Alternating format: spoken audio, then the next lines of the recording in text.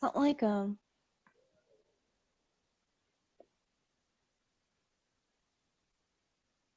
Assalamu alaikum. we're on finally. We're on. Alaikum salam. How you doing?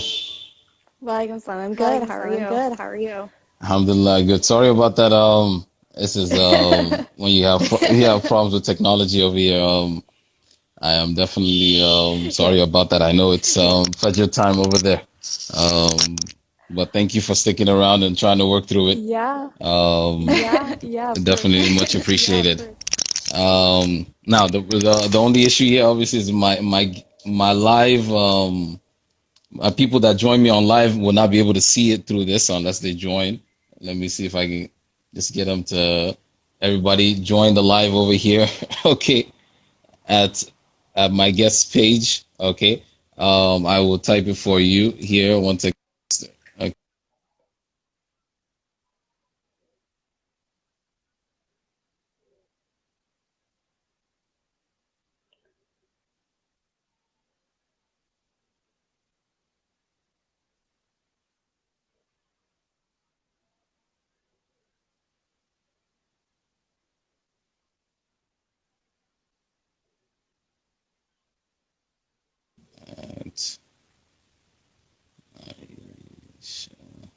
Self jewelry.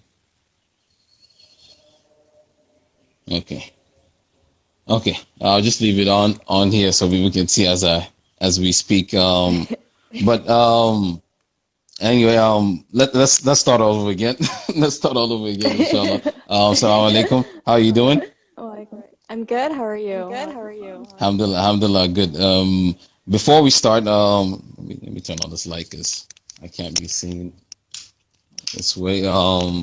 Second of anyway, for those of you that are just joining us for the first time, welcome to Live Art Critiques. I am your host, Alaith. I run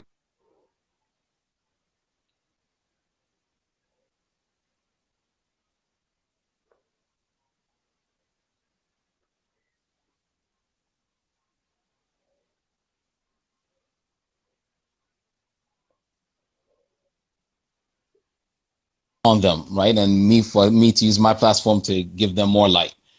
So our guest today, will introduce himself in a second, is one of those artists. Now, please start by introducing yourself. Let us know who you are, where you're from, and what you do. Yeah. So my name is Ayesha So my name is Moyuddin. Ayesha Moyuddin. Um, Um, I studied I sculpture studied in sculpture in university, but I've always been university, interested but in I've always been jewelry, interested in basically jewelry. since I Basically, was since 9 I years old, was 9 years and I old, received a gift of and I beads for received my a gift birthday. of beads for my Um, birthday. and so I'm really So I'm really interested in interested in really Islamic art, really going into the Islamic art, going into geometric geometric patterning, and just the patterning, way geometry just the way transcends geometry so transcends. much. But I'm so interested in the way certain patterns are very specific to Muslim culture. So right now I have a jewelry company, Ayesha Jewelry, and all my work really explores these patterns, kind of deconstruct a lot of the common motifs and sort of rebuild them with wire and stones. And yeah, Okay. And yeah, So you study sculpture, but why Islamic geometric art? Why that? Why not um, build jewelry based on sculptures or things like that? um, I I think a lot of that has to I do think a with lot of my that has to do upbringing. with my So I upbringing. grew up So I in a grew up tiny in a town tiny in town in Tennessee, which for Tennessee, UK which listeners is for like, UK listeners is like, Nashville or Memphis. Nashville It's a or Memphis. small It's a rural small town. rural town, Um, and uh, my family was the only and Muslims, the only the brown family at all. So there was always this desire for connection. Um, Okay. so trying to understand, like, who am trying I to understand, like, and who am what is I my and Muslimness in this what is my space. Muslimness in this space? And a lot of And that a I lot think of I that I found think I through Islamic history, history, especially Islamic Okay. art especially history. Islamic art history. I remember in middle school I I was so remember in middle inspired school by I like was so inspired by um, like um, Islamic Spain, Islamic and just Spain, Alhambra, and those patterns there, and the interfaith the um, interfaith history that was there. Okay. Okay. So, how did you, so what got you into actually doing jewelry, itself?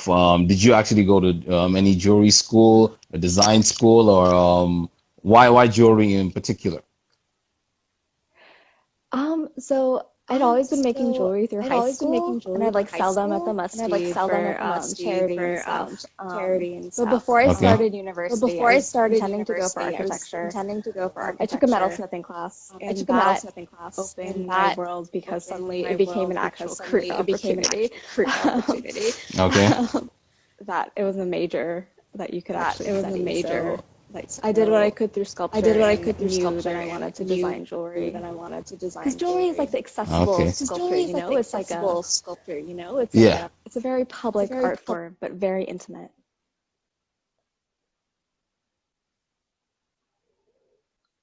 With how to make their art functional and not just be a piece of canvas on the wall, or something that's put away in the storage or what have you, but actually being used. So I think yeah, that speaks to that. So before we go back to your art, I saw something about Dominican Republic, I believe, and then I saw Florida, and then I saw New Haven. Are those travels? Are those places you lived, or tell us about that? Yeah, so those are actually places I lived. So Okay. my husband's job brought him to Santo Domingo, Dominican Republic, Okay. for about 8 months. So yeah, we lived there. It was a great experience. I learned a lot. And it was a beautiful Entonces, country. ¿hablas español? ¿Hablas español? Un poquito. Un poquito, un poquito, un poquito. Okay, mashallah. Good. Good. No, it's good. When an artist is able to speak multiple languages, is very easy for that artist to, to be able to, expand their horizons, if you will. Yeah. Yeah. So still learning the Spanish.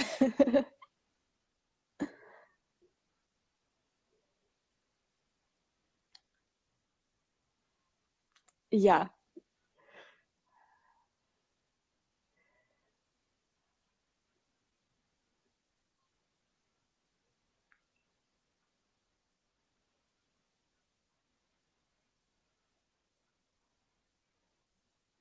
With Islamic arts, Yeah.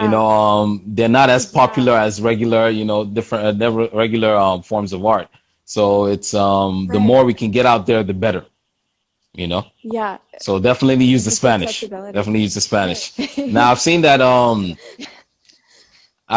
you've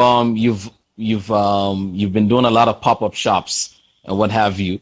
And now I noticed that we're also in you've had your jewelry placed in a store as well. Yes. Tell us tell us about that. How did you get that opportunity, and how are the pop-ups going? So with the wholesale account, I listened to a podcast for like an art jewelry podcast, Perceived Value. Okay. And there's an interview of a jeweler, store owner who advocated a lot for BIPOC jewelers. So Black, Indigenous, people of color who are in the jewelry industry, who are very underrepresented. I just reached out to her. Okay. I loved what she was saying, and she placed an order. So it's been a great relationship. And as for the pop-ups, I have one pop-up later on. It'll be the first live event in 2020. So I'm excited about that. Yeah, alhamdulillah. How's the besides obviously not being able to do pop-ups as much as you might normally want to do, how has COVID impacted your art? Directly or indirectly? I think probably indirectly in the sense that being at home, I think my creativity. I was really able to just deeply dive into things that I've been interested in. So I did Okay. explore a bit more of like sculptural work, just being at home, and that has I think translated into my newest collection. Okay. Yeah. All right. Nice. Nice. Yeah. I think it actually it's made a lot of people rethink the way they do things because they have more time now to just ponder. And I always try to encourage artists to definitely not stick within a certain box or a certain frame.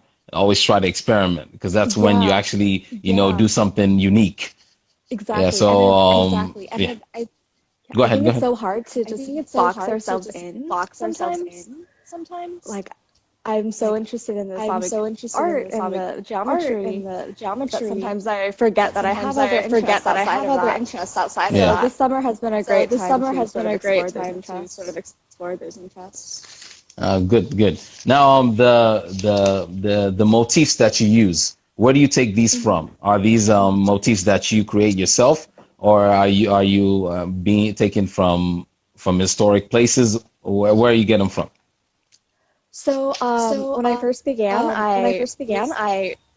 I took all my motifs from Keith Critchlow's book on Islamic art. Okay. I've had that book for a long time, and I just started using tracing paper and started tracing out little parts of those patterns that I really loved and recreated them. Now I work a little bit more intentionally. I'm trying to find those patterns on actual buildings and pieces of art. So I'm able to connect it. To something in the world right now. Okay, that's nice. Good. So the jewelry you make, it's of what metal do you use? I use mostly sterling silver and brass. Try to do a little bit of gold. Usually for custom work. Okay. Do you normally do custom work, or are you just most of them are ready made? Most are ready-made. Yeah. Okay. So if somebody wants to order a custom piece, they can always do that, right? Yep. Yes. And how long is turnover, approximately? So for my production pieces, usually just a couple of days. I usually make it to order. But for custom pieces, it depends on what the customer is looking for. Sometimes the design process can take a few weeks to find that perfect design, and then from there, maybe another couple of weeks to get it made. Nice. You know what? I want to give you a piece of advice. Take it for what it's worth. But I think you should document your making process. Yeah. Your creation process, the actual metal part. I think it would for some people to be able to see that on YouTube, for example. To be able to see the process. I think would make them connect a lot more and to actually give it more value, right? Because it's very easy to say, well, $100. How? Why? Right? Because you don't know what it takes, right? You don't know what it takes, right? But once you can connect to that process and see how long it takes and what type of work it takes, and that you do it by hand and you're not sending it to somebody else to make it for you, then I think it will click and make more sense. I totally agree, and that's by just lack of understanding of technology. Yeah, no, it takes time. Obviously, it takes time. Yeah. It takes time, and I even with the 41,000 followers I have on my page, it's taken 5 years to get there, and I learn new things and with the technology and what have you, I'm just like everybody else, just learning as we go along, But I think definitely that would help as far as increasing your customer base. I definitely agree with that. I need that's and because I'm working on.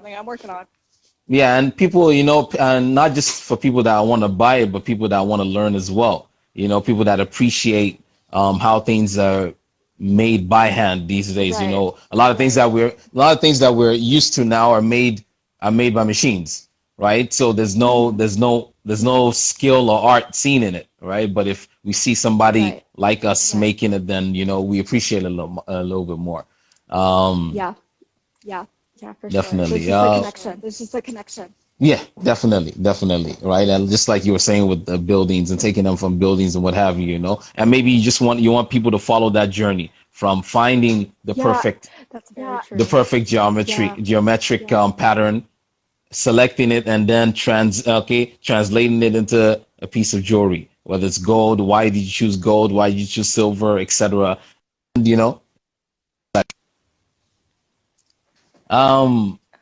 Before we go, I know it's still early in the morning. Again, thank you for joining us. Tell us something about you that most people would be surprised to hear about.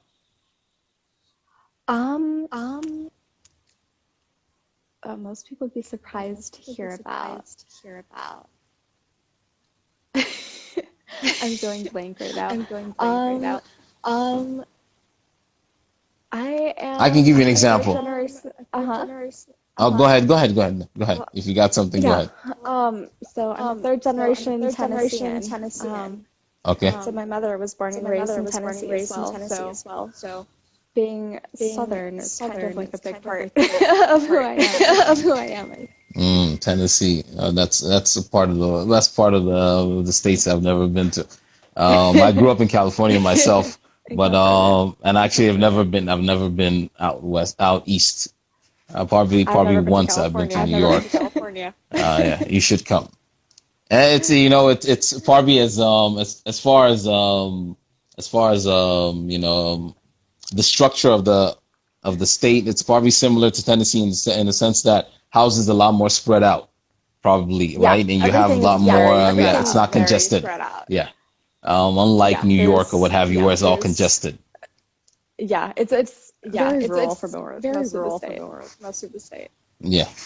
So you have a lot more, I guess, feeling, and you're taking a lot more nature. Yes. In that part of the world. I love seeing green and the space, spread out to breathe. Yeah, definitely. When I was in college, as a matter of fact, as a side note, when I was in college, I lived in a house that belonged to an old couple on a mountain, right in California, and they actually had trees. They had trees that bore fruit. So I actually, for the first time in my life, saw the process, of a fruit growing on a tree and being able to pick it and be able to eat it. For the first time in my life, Yeah. I think that's something that you lose in big cities like New York. You don't appreciate where food comes from. Simple things like that, Yeah. So I think being from Tennessee is probably a good thing, at least in that sense. And before we leave, tell us, is there anything you want to let people know about besides your pop-up that's coming up today? Anything you want people to know about, projects, collections, whatever? So I just released a new collection based on the Gary tiles, the 10 or fivefold geometry. Okay. Just exploring pentagons and their role within Gary tiling patterns. Okay. So that's all online. Go buy it. Yeah. Sponsor me. Go get some. Okay. Looking for gifts. Yes. Any gifts, right? Go get some. Thank you very much for the interview. Thank you for getting up this early to be able to talk to us today. I think people will appreciate it. I definitely appreciate it. And sorry for everybody that couldn't join us with this. I'm sorry because I couldn't start the live and invite her. It's just a mess today, but I'll definitely be putting this on YouTube with subtitles and what have you. And please, once we end the call, please make sure you save it to your page. Oh yeah. Okay, post it on your page, and I'll download it from there, and I'll post it on my thing. Okay. All right. Will do. All right. Thank you very much. All right. Thank you. Okay. Assalamu alaikum. Walaikum salam.